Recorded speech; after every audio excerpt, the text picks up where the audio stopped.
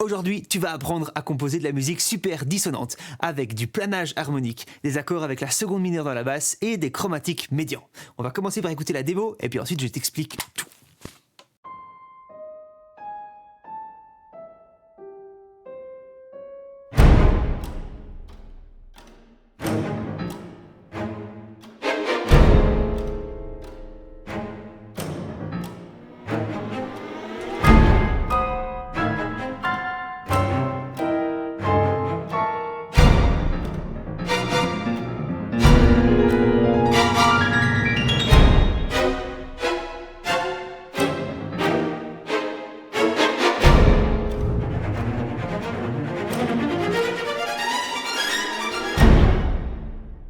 Et si tu choisis de regarder la suite de la vidéo, bienvenue dans mon studio, je m'appelle Adrien, t'as peut-être déjà entendu mes musiques sur les bandes annonces de ces films-là, et sur cette chaîne YouTube je partage mon expérience de compositeur. Aujourd'hui on va parler des dissonances. La dissonance en musique est un concept qui va décrire une combinaison de notes qui va paraître instable, tendue, désagréable, et qu'on va mettre en contraste avec les consonances qui vont paraître plus reposantes, plus agréables, plus résolues.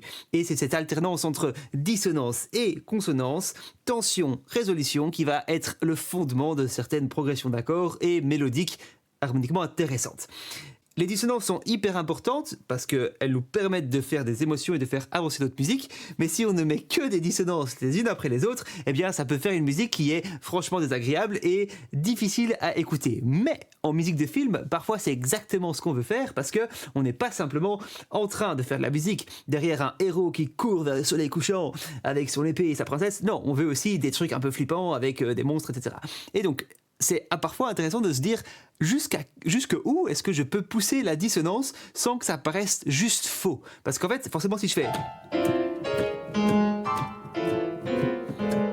c'est hyper faux. Et si tu te dis que c'est tout aussi faux que ma démo, ben désolé, voilà. Mais ici, voilà, j'ai essayé de créer beaucoup de dissonances, mais dans un cadre assez... dans une structure qui va nous permettre de faire en sorte qu'on ait l'impression qu'il y ait quelque chose qui retient tout et qui soit un minimum cohérent, même si c'est hyper dissonant et que ça sonne faux, dans un sens.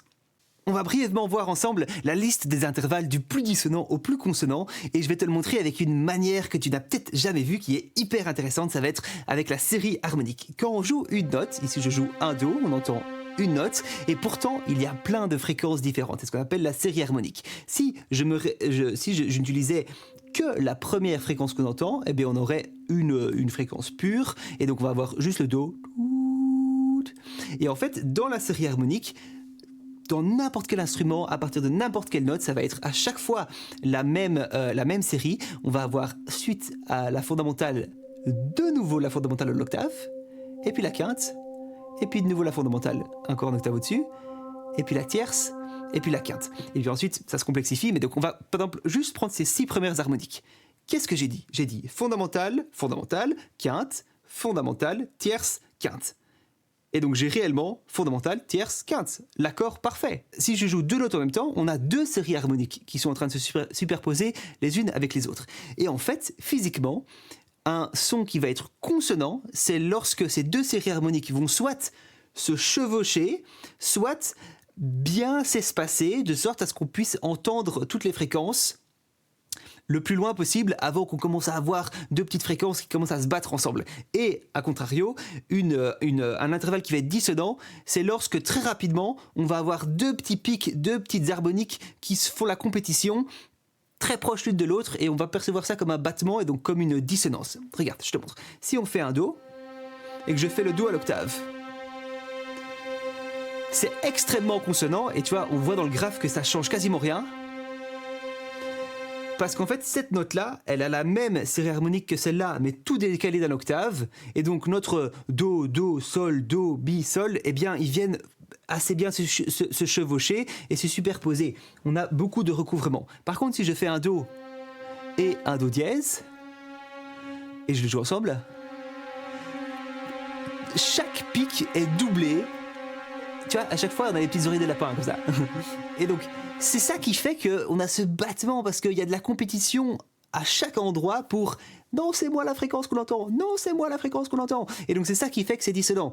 Et donc, ça va être plus ou moins consonant quand on va avoir peu de petites compétitions et très dissonant quand on va avoir beaucoup de petites compétitions, même si c'est pas dès le début, ça peut être parfois à la deuxième ou la troisième harmonique. Par exemple, si je fais un Do et un Sol, c'est très consonant parce que dans la série harmonique du Do, on a Do, Do, Sol, et on vient tout de suite alors rattraper notre Sol, qui est la première harmonique de Sol, et le Sol, sa deuxième harmonique, c'est aussi Sol, parce que c'est la fondamentale à l'octave.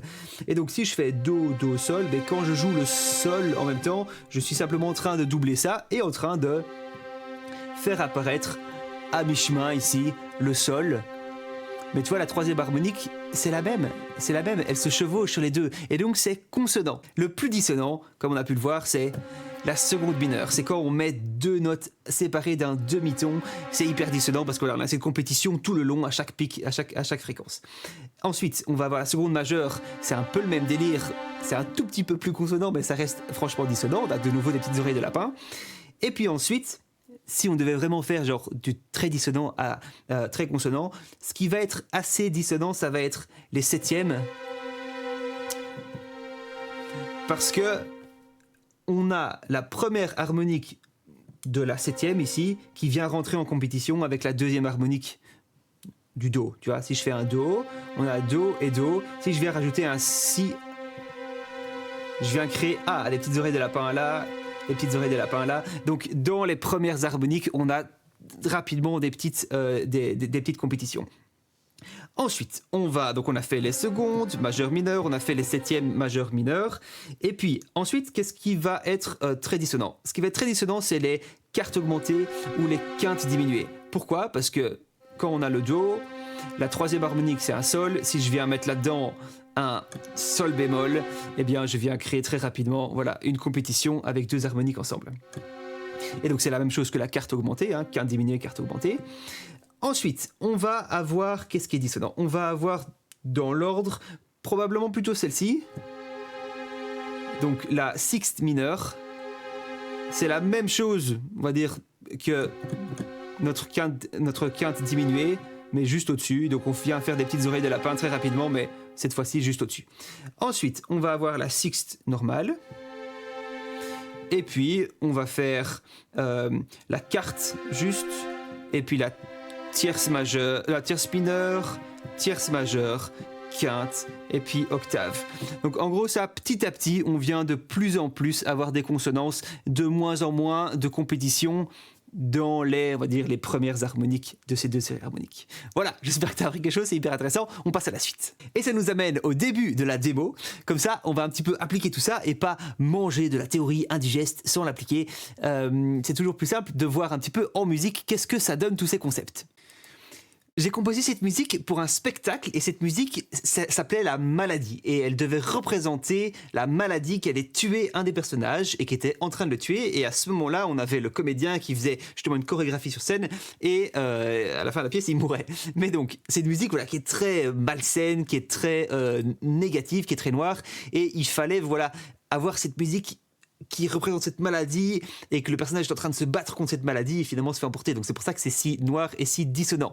On va se la réécouter une fois dans l'oreille pour se la mettre dans l'oreille, et puis je t'explique exactement note par note et accord par accord comment j'ai tout créé. On va surtout essayer de ressortir de cette musique qu'est-ce qui est intéressant à connaître et pas juste faire une analyse de cette musique, mais vraiment juste voir qu'est-ce que toi tu peux retenir, qu'est-ce que tu peux appliquer après dans tes propres compositions sur base de ça.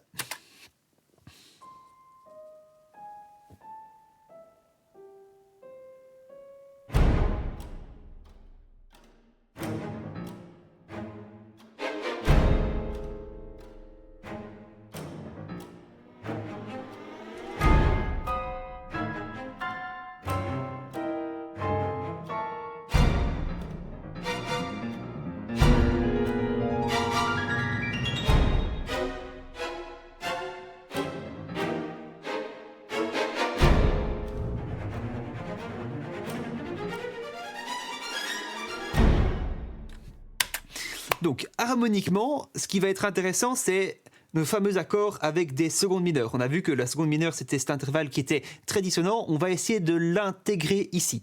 Et on va la mettre également des accords avec cette seconde mineure, mais dans la basse, c'est-à-dire dans la note la plus grave de l'accord, ça va être notre seconde mineure, ce qui est très dissonant. On a déjà vu dans une des vidéos qu'on pouvait mettre la tierce dans la basse, donc la note la plus grave, mais ici on va mettre la seconde mineure, donc ça va être bien violent.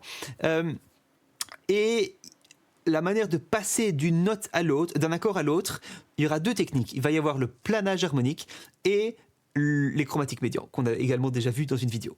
Donc commençons par le début, voyons un petit peu qu'est-ce qui se passe ici. J'ai le piano qui fait...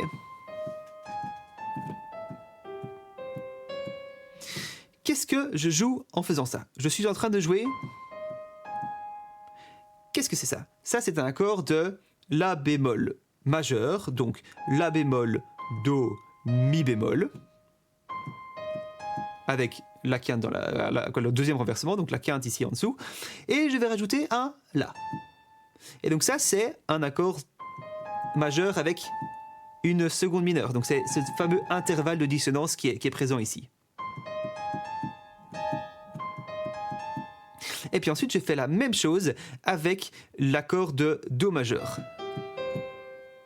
Donc, tierce, quinte, fondamentale, Mi, Sol, Do, hein, tout simple. Et puis je rajoute, paf, un Do dièse ou un Ré bémol. Comme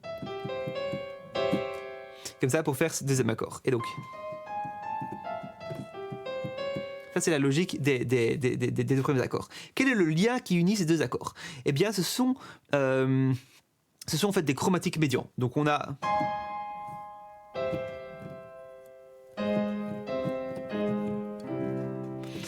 Quand on a... Qu'est-ce que c'est un chromatique médian? On a vu que les chromatiques médians, c'était une manière de moduler, de passer d'un accord à l'autre, et que les deux accords vont être séparés par des tierces, majeur ou mineur, et on va passer d'un accord majeur ou mineur vers un accord majeur ou mineur, mais que ces deux accords ne feront pas partie de la même gamme.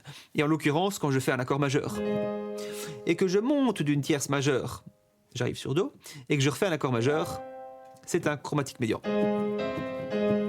Donc là, j'ai fait ça en détail dans une vidéo, hein, donc ça, si ça t'intéresse, on voit beaucoup ça en musique de film, mais donc j'ai fait une vidéo spécifiquement là-dessus. Donc on a notre accord de La bémol majeur, avec notre seconde mineure. On fait un chromatique médian, on arrive sur notre accord de Do majeur avec une seconde mineure. Ça c'est déjà donc la première progression d'accords qui est intéressant à voir. Ensuite, j'ai différents trucs qui se passent et j'arrive à un moment sur cet accord ici. Qu'est-ce que c'est que ça? Donc, bon là il m'a mis des sol dièses, il va falloir faire la gymnastique cérébrale parce que ça c'est des La bémol, mais donc c'est simplement mon La, pardon, qui est donc ma seconde mineure de l'accord de La bémol, donc on a mon accord de La bémol majeur, tu vois, donc là il met donc Sol dièse, Do, Sol dièse, Do, Ré dièse, mais donc ce serait plus correct de dire La bémol, Do, Mi bémol, et puis ensuite j'ai un La dans la basse, et donc ça c'est mon accord de Sol dièse majeur avec ma seconde mineure, mais que j'ai mis dans la basse cette fois-ci. C'est cet accord très toxique, très corrosif, très instable, qui fait un peu mal à écouter. Et donc ça, c'est ce qui se passe à ce moment-là. On est toujours donc sur ces fameux accords avec les secondes mineures. Et puis, on va zapper 2-3 trucs que je reviendrai après. On arrive à ceci.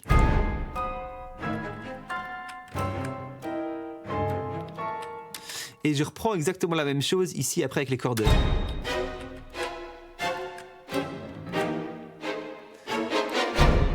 Et donc ça, qu'est-ce que c'est? Quelle est la logique là-dedans? Eh bien, ça va être la logique pour passer entre tous ces accords, c'est ça va être du planage harmonique, donc du harmonic planing. C'est un procédé d'écriture harmonique, donc de progression d'accords, où on va faire des accords qui vont bouger en parallèle, sans respecter de gamme, et souvent avec la même structure intervallique. C'est-à-dire que si je fais un accord majeur, eh bien, je peux bouger mon accord majeur en gardant à chaque fois, par exemple, fondamental, tierce, quinte, et tout va bouger comme ça en parallèle, et je peux aller faire des chromatismes et jouer d'autres notes qui ne font pas partie de la gamme. Par exemple, un bon exemple, ce serait dans Harry Potter, parce que John Williams utilise beaucoup ça. On a ce petit thème, le pa pa pa pa pa pa pa pa pa pa pa pa pa, ces petits trucs là, donc Ça. Et donc ça, qu'est-ce qu'il fait? Il va, donc je vais juste enregistrer ça. Et donc là, le harmonic planing, ça va être quoi? Donc à partir de chacune de ces notes, je vais créer un accord mineur, en l'occurrence chez lui. Et donc ça va être, donc on va créer un accord. Oups. On va créer, ça va être la quinte, et puis on va mettre une tierce, et puis une fondamentale. Donc là, do, mi, donc fondamentale, tierce, quinte. Et donc ici, tu vois, tout a bougé en parallèle. Tous ces accords ont été créés et bougent en parallèle à partir de cette mélodie, qui était le ta ta ta ta ta ta ta ta ta ta ta ta. Et bien, en dessous de ça, j'ai créé une progression d'accords qui bouge en parallèle avec une structure intervallique qui est c'est souvent identique, mais donc ici en l'occurrence c'est identique, et donc si on écoute ça, donc ouais, après il fait pas un accord, après il fait un truc différent, mais donc ça, ce petit passage là, ça c'est du harmonic planing, donc ça c'est très typique dans Harry Potter, dans John Williams il utilise ça tout le temps, et ici j'ai fait la même chose mais avec des accords hyper corrosifs, c'est-à-dire que j'ai ma mélodie, je vais te la remontrer, je vais te la recréer en direct. On a notre mélodie ici. Ah, c'était ça que je voulais laisser, pardon. On va y arriver. Hop là, donc j'ai ma mélodie ici, ce truc-là.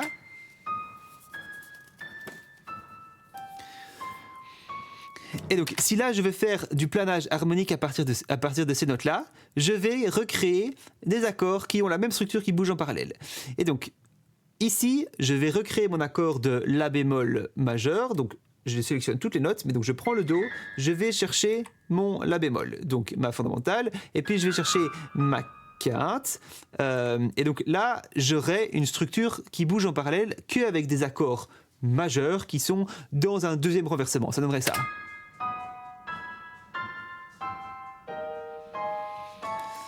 Sauf que j'ai voulu être encore plus corrosif, et donc j'ai fait que chacun de ces accords avait également la seconde mineure dans la basse. Donc tu vois, on a fondamentale, tierce, quinte et seconde mineure dans la basse. Et donc ça, on se retrouve avec un harmonic planing, donc une progression d'accords en parallèle avec la même structure intervallique de chaque accord, et ça donne ça.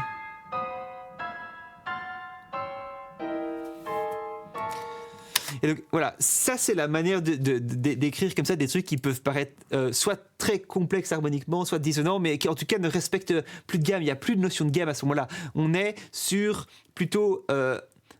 on a pris un modèle et on le fait progresser comme ça, de note en note. Et donc voilà, c'est une technique que John Williams, que John Williams utilisait pas mal. Et donc c'est ça ce qui se passe. Ensuite, j'ai ce petit truc là qui est peut-être intéressant aussi. Ah oui, donc on va peut-être juste regarder ce que j'ai fait là. Comment est-ce que j'ai réparti les notes? Ah oui, donc on avait un peu cette sensation gauche-droite à chaque fois. Donc je faisais des divisis. Et donc il y a violon 1, violon 2 et cello, donc violoncelle et alto qui se répartissent à chaque fois deux des notes de chaque accord. Et donc c'est ça qui donne ce côté un peu droite-gauche, droite-gauche.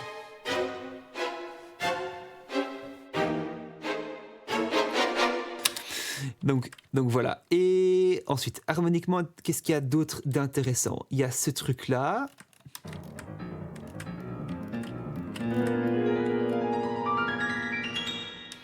Donc ça, qu'est-ce que c'est? Je suis en train de faire...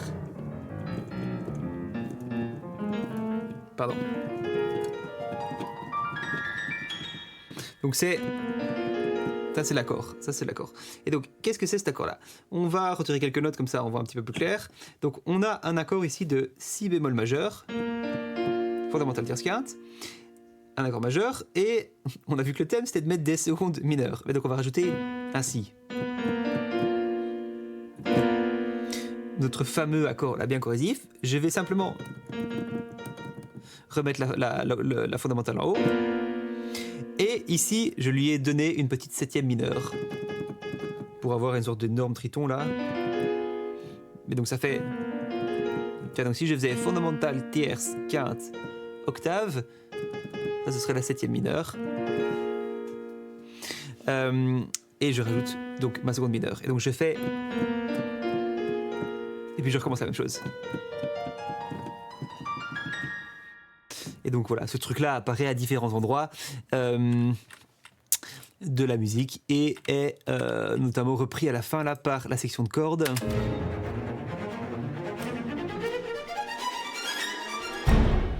Et donc ça c'est voilà, c'est une petite technique aussi en orchestration qui s'appelle le dovetailing. Et donc tu vois, au piano on a une tessiture qui est énorme, de très grave à très aiguë, mais sur les cordes forcément tu es limité par une tessiture. Et donc si on veut faire ça, tu vois, j'ai 2 notes qui sont d'abord dans les contrebasses, puis j'ai les violoncelles qui prennent le relais, puis j'ai les altos qui prennent le relais, et puis j'ai fait violon 1, violon 2, violon 1. Et donc ça permet d'avoir voilà, cette répartition de tout cet arpège, et qu'on a un peu plus en plus la sensation que ça part de droite et puis que ça tourne et que ça va vers la gauche. Donc voilà, je pense que ce qui était à apprendre et à découvrir dans cette musique a été dit. Ici j'ai quand même rajouté quelques patchs de FX, donc c'est du contenu atonal, donc qui n'est pas tonal, qui n'est pas musical, mais qui a été enregistré donc avec une section de cordes, et c'est notamment pour donner cet aspect un peu percussif, un petit peu d'horloge là, avec ces petits voilà, ces petits patchs de cluster de chez Pacific Strings. Voilà, j'espère que tu as appris quelque chose. Je vais mettre ces midi packs sur ma page Buy Me a Coffee si jamais ça t'intéresse. N'hésite pas à t'abonner. À la prochaine. Ciao, ciao.